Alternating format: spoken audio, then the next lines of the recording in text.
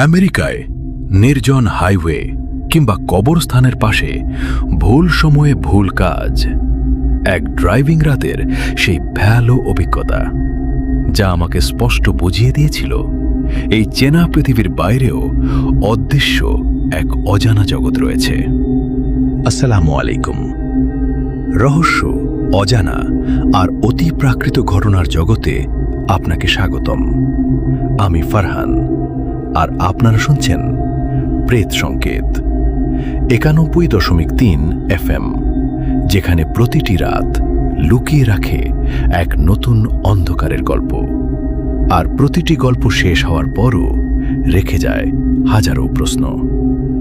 আলো নিভিয়ে হেডফোন কানে দিয়ে প্রস্তুত হয়ে যান, কারণ আজকের ঘটনাটি হয়তো আপনার কল্পনারও বাইরে। আমি মোহাম্মদ মনির হোসেন বাপ্পি। আমার জন্মস্থান নোয়াখালীতে, আর আমি বর্তমানে থাকি আমেরিকার নিউ ইয়র্ক স্টেটের ব্রুকলিনে। আমি একজন উবার ড্রাইভার। আজকে আমি দুটি ঘটনা নিয়ে এসেছি। প্রথম ঘটনাটি আমার নিজের সাথে ঘটা, আর দ্বিতীয়টি আমার এক ক্লোজ রিলেটিভের সাথে জড়িত। দুটি ঘটনাই আমি 100% নিজের চোখে দেখেছি, এবং দুটির সাথেই আমি সরাসরি জড়িত ছিলাম।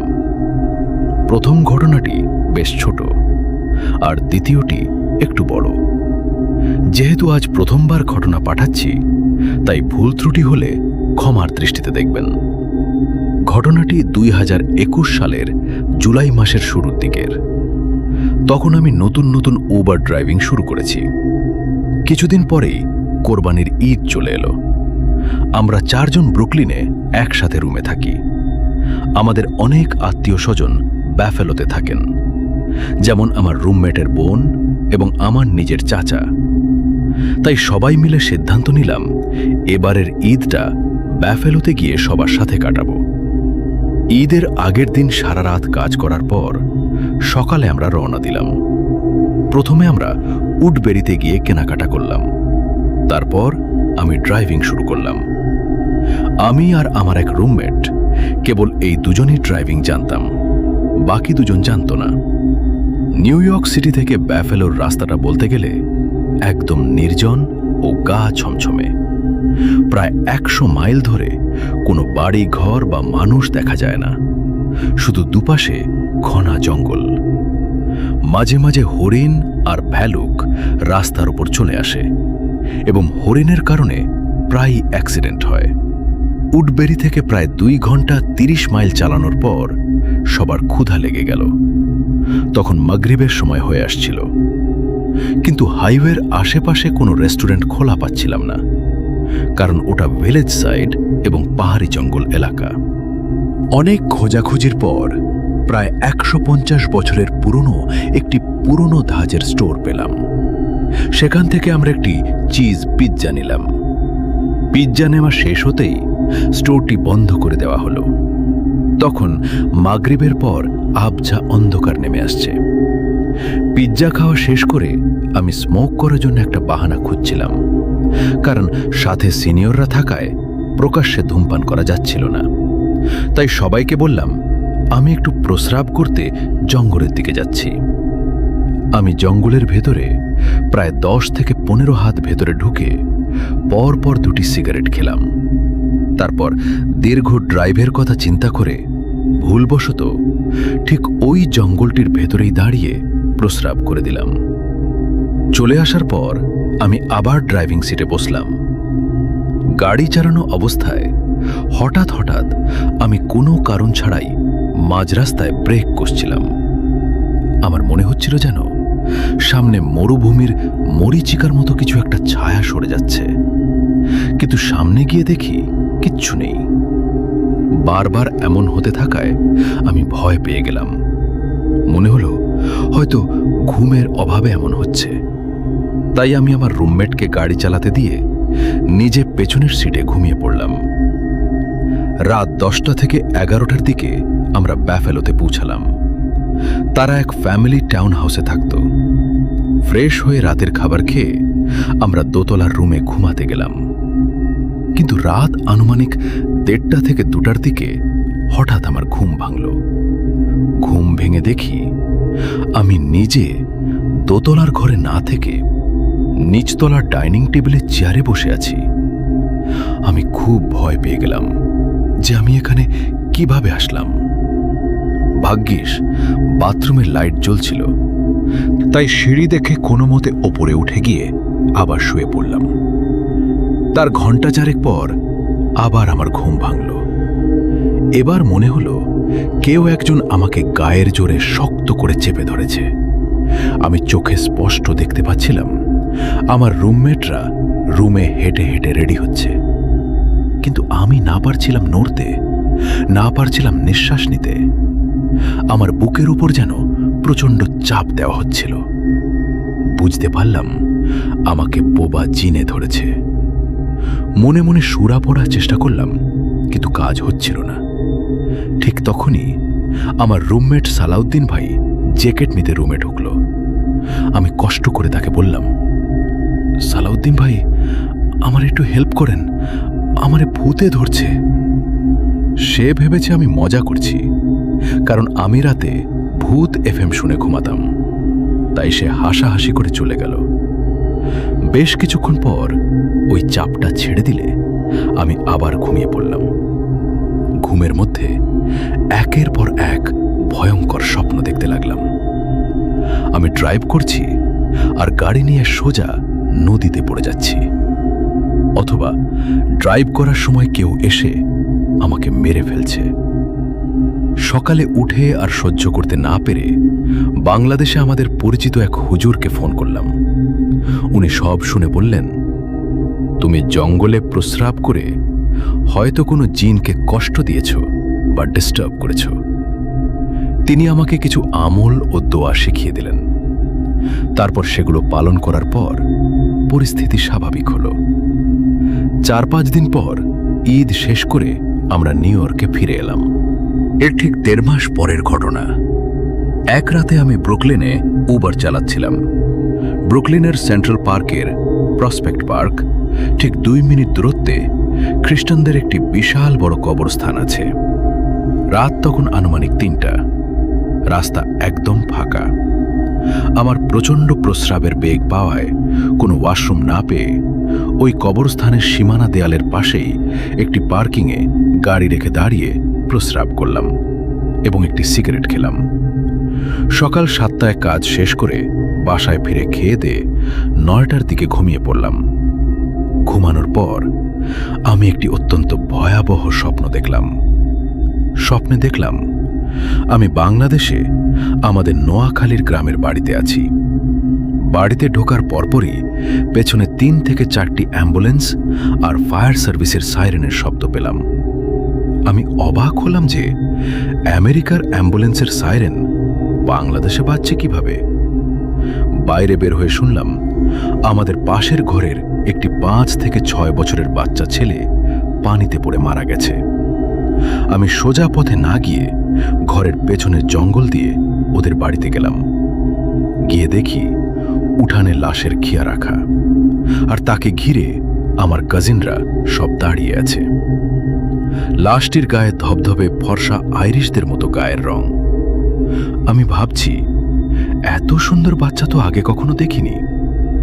আমি যখন পা থেকে আস্তে আস্তে উপরে উঠে তার মুখটা ভাবাবে দেখতে গেলাম, ঠিক তখনই লাশের চোখ দুটো হঠাৎ খুলে গেল। আমি স্পষ্ট দেখলাম চোখ দুটো পুরোটাই কুচকুচে কালো, ভেতরে কোনো মণি নেই। তার চেয়েও ভয়ঙ্কর বিষয় হল, পাশে দাঁড়িয়ে থাকা আমার কাজিনরা লাশটিকে দেখে বিকৃতভাবে হেসে উঠে বলতে লাগলো, এই সুন্দরীর চোখ খুলছে, সুন্দরীর চোখ খুলছে। একটি লাশের পাশে দাঁড়িয়ে তাদের এমন দানবীয় হাসি দেখে আমি আর নিতে পারলাম না। ভয়ে এক লাফ দিয়ে ঘুম থেকে জেগে উঠলাম। বুক ধড়ফড় করছিল। আমি সোজা কিচেনে গিয়ে হাঁপাতে লাগলাম। রুমমেট কারণ জানতে চাইলে তাকে বিস্তারিত বললাম। সে বলল, এটা কোনো স্বাভাবিক স্বপ্ন নয়। পরে আমি ফ্যামিলিকে জানালাম এবং ফ্যামিলি আবার সেই হুজুরের সাথে কথা বলল। হুজুর বললেন, তুমি কবরস্থানের পাশে প্রস্রাব করে আবার জিনের ক্ষতি করেছ। রাতে কখনো এভাবে যেখানে সেখানে প্রস্রাব করবে না। এরপর তিনি পানিতে ফু দিয়ে খাওয়া, শরীর বন্ধ করা এবং নিয়মিত সূরা ও নামাজ পড়ার আমল দিলেন। তা অনুসরণ করার পর থেকে আলহামদুলিল্লাহ আর কোনো সমস্যা হয়নি। আমাদের নোয়াখালীর সোনাইমুড়ির বাড়িতে এমন জিনের অন্তত 200টি প্রত্যক্ষ অভিজ্ঞতার ঘটনা আছে। আজকের মতো এতটুকুই। আপনারা সবাই ভালো থাকবেন ও দোয়া করবেন। তো বন্ধুরা, এই ছিল আমাদের আজকের ঘটনা। ঘটনাটি ভালো লাগলে অবশ্যই একটি লাইক দিয়ে একটি কমেন্ট করবেন, আর ঘটনাটি আপনার বন্ধুদের সাথে শেয়ার করবেন। আমরা চলে যাব আমাদের পরবর্তী ঘটনায়। রাতের আধারে নির্জন পথ, আর তার মাঝে যদি অপেক্ষা করে কোনো অমানসিক অস্তিত্ব বা অতিলৌকিক কায়াহীন ছায়া, তাহলে কেমন হতে পারে সেই গা ছমছমে অনুভূতি? গ্রামের প্রাচীন বাঁশঝাড়ের অন্ধকার থেকে শহরের পাশের নিরিবিলি বটতলা কিংবা বন্ধের রাস্তা, শয়তানের নজর নাকি জিনের অলৌকিক ছায়া কোথায় লুকিয়ে আছে আমরা কেউ জানি না। আজ আপনাদের শোনাব বাস্তব 3টি ভয়াবহ ও রোমাঞ্চকর অলৌকিক ঘটনার গল্প, যা আপনার গায়ের লোম খাড়া করে দিতে বাধ্য। আমার নাম মোহাম্মদ রাব্বি মেধা। আমি ভোলা সদর উপজেলার ধনিয়া ইউনিয়নের ছোট আলগি গ্রাম থেকে বলছি। ভাই, আজকে আপনাদের সাথে যে ঘটনাটা শেয়ার করছি সেটা আমার দাদার কাছ থেকে শোনা। প্রায় 30, 35 বা 40 বছর আগের ঘটনা। সালটা 1970 থেকে 1980-র দিকে হবে। আগেকার দিনে মানুষ রাত জেগে যাত্রা গান শুনত। তখন তো আর টিভি রেডিও এত ছিল না। আমার দাদা তখন প্রায় 30 থেকে 35 বছর বয়সী যুবক। উনি রাতে যাত্রাপালা শুনতে গেলেন এবং সঙ্গে করে ওনার এক ছোট ভাতিজাকে নিয়ে গেলেন। যাত্রা শুরু হয়েছিল সন্ধ্যার দিকে, আর যখন রাত প্রায় 11টা থেকে 12টা বাজে, তখন দাদার খুব ঘুম পাচ্ছিল। দাদা বসে থাকতে না পেরে ছোট ছেলেটাকে বললেন, চল কাকা, আমরা বাড়ি চলে যাই, আমার খুব ঘুম আসছে। ছেলেটাও রাজি হলো। গ্রামে রাত 8টা বাজলেই অনেক রাত, আর তখন তো রাত 12টা। চারদিক নিঝুম অন্ধকার। বাড়িতে ফেরার পথে অল্প একটু আসলেই একটা বড় বিল পড়ে। বিলটা পার হয়ে একটা বাঁশঝাড়, আর তার পাশেই সারি সারি তাল গাছ। দাদা আর ছেলেটি স্বাভাবিকভাবেই বিল আর বাঁশঝাড় পার হলো, কিন্তু আসল ঝামেলাটা বাঁধল তাল গাছগুলোর কাছে আসার পর। তাল গাছ থেকে প্রায় 100 থেকে 200 ফিট দূরে থাকতেই দাদা হঠাৎ দাঁড়িয়ে গেলেন। দাদার পুরো শরীর ভারী হয়ে এলো। দাদা দেখলেন ওই তাল গাছটার নিচে সাদা শাড়ি পরা একটা অস্বাভাবিক মহিলার অবয়ব দাঁড়িয়ে আছে। দাদা দৃশ্যটা দেখে স্তব্ধ হয়ে গেলেন, নড়াচড়ার শক্তি হারিয়ে ফেললেন। ছোট ছেলেটা যাতে ভয় না পায়, তাই দাদা তাকে জিনিসটা দেখাননি। দাদা খেয়াল করলেন ওই অবয়বটি দাদার দিকে তাকাচ্ছিল না, বরং তাল গাছটির নিচ থেকে আস্তে আস্তে নিজের আকৃতি অস্বাভাবিকভাবে বড় করছিল। তার শাড়ির আঁচলটা 100 থেকে 200 ফিটেরও বেশি লম্বা ছিল। ওই বিশাল শাড়ির আঁচল নিয়ে অবয়বটি তাল গাছটাকে পেঁচিয়ে পেঁচিয়ে আস্তে আস্তে মাথার দিকে উঠে যাচ্ছিল। দাদার চোখে মুখে তখন চরম ভয়। অবয়বটি তাল গাছের একবারে মাথায় চলে গেল। ভাগ্য ভালো যে অবয়বটি দাদাকে দেখেনি। এরপর দাদা দেখলেন ওটা তাল গাছের উপর থেকে এক গাছ থেকে আরেক গাছে পা বাড়িয়ে পার হচ্ছে। গাছগুলোর দূরত্ব অনেক হলেও ও এক পা বাড়াতেই অন্য গাছে চলে যাচ্ছিল। শেষ গাছের মাথায় গিয়ে ওটা দাঁড়িয়ে চারদিকে ঘুরতে লাগল। দাদা তখনও শরীরের ভার সামলে আস্তে আস্তে পেছনের দিকে সরতে লাগলেন, কিছুটা দূরে গিয়েই দিলেন এক দৌড়। দৌড়ে এসে পৌঁছালেন সেই বাঁশ ঝাড়ের কাছে, কিন্তু সেখানে এসে পড়লেন আরেক বিপদে। দাদা বাঁশ ঝাড় পার হচ্ছেন, কিন্তু বারবার পার হয়েও যেন সেই বাঁশ ঝাড়ের সামনেই ফিরে আসছেন। পথ আর শেষ হয় না। যে জায়গায় তাল গাছ আর বাঁশ ঝাড়গুলো ছিল, এলাকার মানুষ সেই জায়গাটাকে বলতো নাটারমার খোঁজা। ওই জায়গাটা নিয়ে আরও অনেক অলৌকিক কাহিনী প্রচলিত আছে। যাই হোক, দাদা মহা বিপদে পড়ে বিভিন্ন দোয়া ও সূরা কিরাত পড়তে লাগলেন। অনেক কষ্টে বহুবার চেষ্টা করার পর উনি বাঁশ ঝাড়টা পার হতে পারলেন। বাড়ি না গিয়ে দাদা সোজা আবার যাত্রাপালার প্যান্ডেলে ফিরে গেলেন। সেখানে বসে থেকে সকালে যখন ফজরের আজান দিল, তখন এলাকার অন্য মানুষের সাথে উনি বাড়ি ফিরছিলেন। পথে সেই জায়গায় গিয়ে সবাই যা দেখল, তাতে সবার চোখ কপালে উঠল। যে তাল গাছটা ধরে অবয়বটি ওপরে উঠেছিল, সেই আস্ত তাল গাছটি অস্বাভাবিকভাবে উপড়ে মাটিতে পড়ে আছে। এটা দেখে সবাই বুঝতে পারল এখানে অলৌকিক কিছু ঘটেছে। এই ঘটনার পর আমার দাদা টানা 2 দিন প্রচণ্ড জ্বরে ভুগেছিলেন।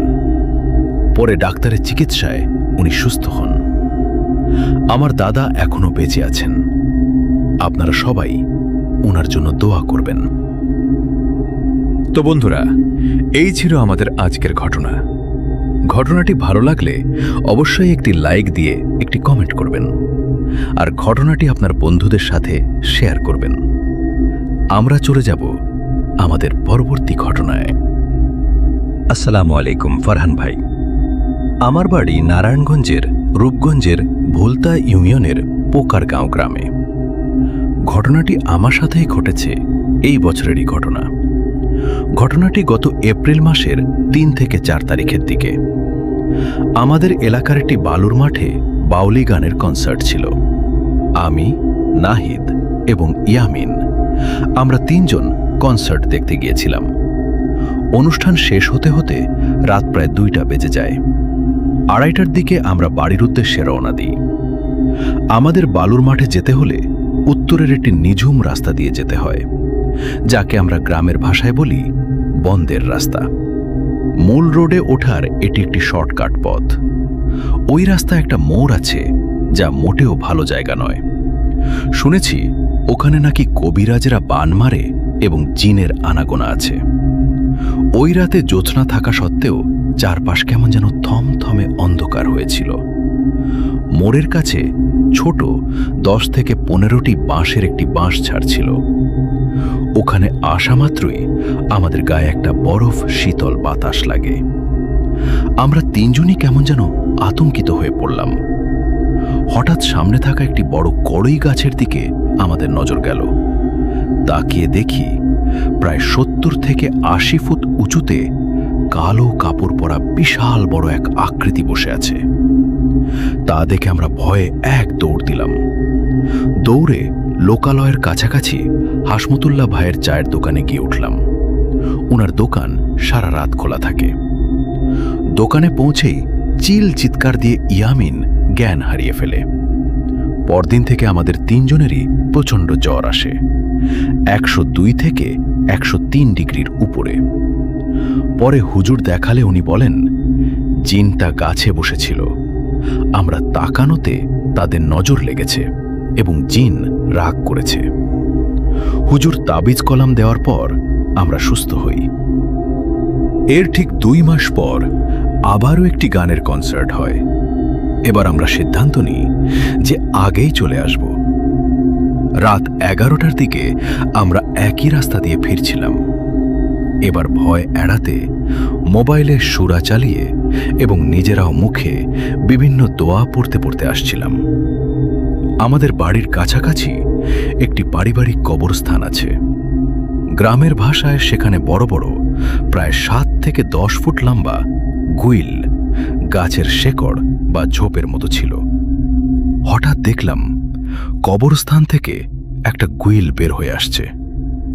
রাতে কবরস্থানে গোয়েল থাকা স্বাভাবিক মনে করে আমরা এগোচ্ছিলাম, কিন্তু কবরস্থানের দিকে নজর পড়তেই যা দেখলাম তার জন্য প্রস্তুত ছিলাম না। দেখলাম অন্ধকারের ভেতর থেকে দুটো বিশাল রক্তলাল চোখ আমাদের দিকে স্থির হয়ে তাকিয়ে আছে। চোখের মণিগুলো একদম লাল। তা দেখে আমরা প্রাণপণে দৌড় দিয়ে সোজা আমার বাড়ির উঠানে এসে চিৎকার দিয়ে জ্ঞান হারিয়ে পড়ে যাই। আমার সাথে সাথে বাকি দুজনও পড়ে যায়। আমার পুরো একদিন জ্ঞান ছিল না। পরবর্তীতে ভালো কবিরাজ ও হুজুর ডেকে জিনের আছর দূর করার ব্যবস্থা করা হয় এবং তাবিজ দেওয়ার পর আমরা পুরোপুরি সুস্থ হই।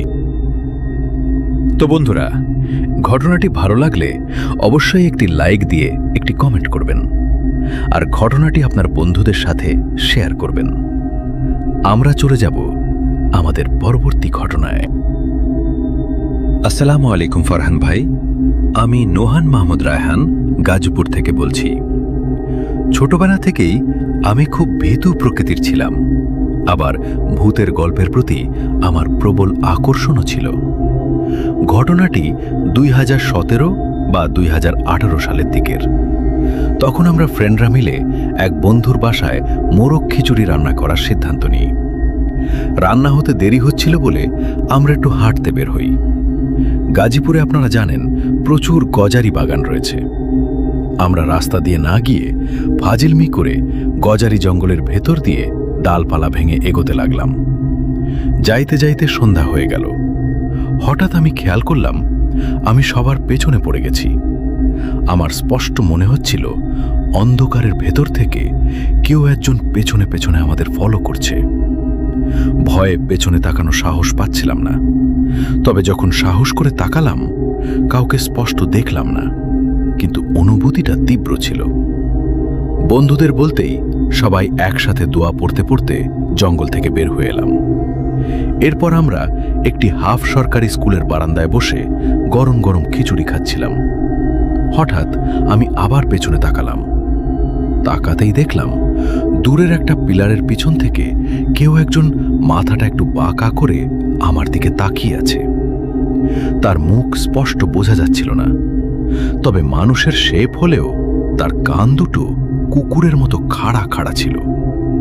আমি তাকানো মাত্রই ওটা আবার পিলারের পেছনে লুকিয়ে গেল। ভয়ের কারণে তখন আর বন্ধুদের কিছু বলিনি। এর কিছুদিন পরের ঘটনা। মাঝরাতে প্রায় 12টা থেকে 1টার দিকে হঠাৎ আমার ঘুম ভেঙে গেল। ঘুম ভাঙল কপালে এক ফোঁটা পানি পড়ার অনুভূতিতে। এত রাতে কপালে পানি কোথা থেকে আসবে বুঝতে না পেরে আমি হাত দিয়ে কপাল মুছলাম। লাইট বন্ধ ছিল, কিন্তু হাতের স্পর্শে কেমন যেন আঠালো লাগলো। হাতটা সামনে এনে আবছা আলোয় দেখলাম ওটা পানি নয়, তাজা রক্ত। ভয়ে আমার আত্মা শুকিয়ে গেল। চিৎকার দিতে গেলাম, কিন্তু গলা দিয়ে কোনো আওয়াজ বের হলো না। আমি অবশ্য হয়ে গেলাম, নড়াচড়া করতে পারছি না। চোখ তুলে ওপরের দিকে তাকাতেই বুকের ভেতরটা কেঁপে উঠল। মনে হলো আমাদের ছাদের ওপর যেন কোনো মানুষকে শুইয়ে রেখে তার পেটে এমনভাবে চাপ দেওয়া হয়েছে যে ছাদ ভেঙে নিচে রক্ত চুইয়ে চুইয়ে পড়ছে, আর সেই রক্ত এসে পড়ছে আমার কপালে। আতঙ্কে আমার প্রাণ যায় যায় অবস্থা, নড়তে পারছিলাম না। হঠাৎ করেই কিছুটা শক্তি ফিরে পেয়ে মাথাটা বালিশের বাঁ দিকে সরালাম, আর তখনই দেখলাম আমার বালিশেই আমার ঠিক গা ঘেঁষে একজন শুয়ে আছে এবং আমার দিকে তাকিয়ে আছে। একটা মেয়ের চেহারা, চোখগুলো একদম ধবধবে সাদা, কোনো মণি নেই। চেহারার এক পাশ ঝলসানো আর অন্য পাশটা সুন্দর। জাপানিজ মেয়েদের মতো ঘাল পর্যন্ত চুল কাটা। ও আমার নাক থেকে মাত্র 4 আঙুল দূরত্বে শুয়েছিল। আমি খালি গায়ে হাফ প্যান্ট পরে পাতলা একটা কম্বল গায়ে দিয়ে ঘুমাতাম। চোখের সামনে দেখলাম আমার গায়ের কম্বলটা অলৌকিকভাবে নিজে থেকেই সরে নিচে নেমে যাচ্ছে। এরপর সেই ছায়া মূর্তিটি পেছন দিক থেকে এসে আমাকে জড়িয়ে ধরল। আমি স্পষ্ট অনুভব করলাম তার পা দুটো কোনো গাছের ফেটে যাওয়া খসখসে পাকলের মতো। ও আমাকে ধরে খুব শান্ত গলায় বলল, রায়হান, আমি তোমার কোনো ক্ষতি করব না, তুমি ভয় পেও না। কথাটা ও কোনো ভাষায় বলেছিল আমি জানি না, কিন্তু অর্থটা এটাই ছিল। আশ্চর্যজনকভাবে এই কথাটি শোনার পর মুহূর্তের মধ্যে আমার সমস্ত ভয় দূর হয়ে গেল। যে জায়গায় আতঙ্কে আমার হার্ট অ্যাটাক হওয়ার কথা ছিল, সেখানে আমার মন এক অদ্ভুত শান্তিতে ভরে গেল। এরপর ওটা কখন যেন মিলিয়ে গেল। পরদিন সকালে আরেক অদ্ভুত ঘটনা ঘটল। আমার আব্বু রাতে রাজনীতি শেষ করে দেরি করে বাড়ি ফিরতেন। সেদিন রাতে এসে আব্বু দেখেন আমার রুমের দরজাও খোলা, অথচ আমার গায়ের সেই পাতলা কম্বলটি বাইরে যে প্রাঙ্গণে কাপড় শুকাতে দেওয়া হয়, সেখানে রোদ বৃষ্টির মধ্যে ভেজা অবস্থায় রাখা। অথচ আমার মশারি চারপাশ থেকে গুজানো ছিল। আমি কিভাবে মশারির ভেতর থেকে বের হয়ে কম্বল বাইরে রেখে আবার মশারির ভেতরে এসে শুয়ে রইলাম, তা আমি নিজেও জানি না। আজও এসব কথা ভাবলে আমার গা শিউরে ওঠে।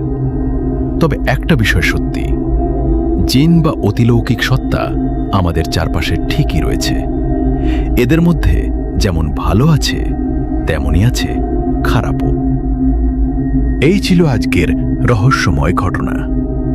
গল্পটি যদি আপনার ভালো লেগে থাকে, তাহলে ভিডিওটিতে একটি লাইক দিয়ে আমাদের উৎসাহ দিন। প্রেত সংকেত 91.3 FM এ নতুন নতুন ভৌতিক, রহস্যময় ও বাস্তব ঘটনাভিত্তিক গল্প শুনতে এখনই চ্যানেলটি সাবস্ক্রাইব করুন এবং বেল আইকনটি অন করে রাখুন। মনে রাখবেন, সব অন্ধকার চোখে দেখা যায় না। কিছু অন্ধকার অপেক্ষা করে শুধু আপনার জন্য। আজকের রাত শান্তিতে কাটুক। আল্লাহ হাফেজ।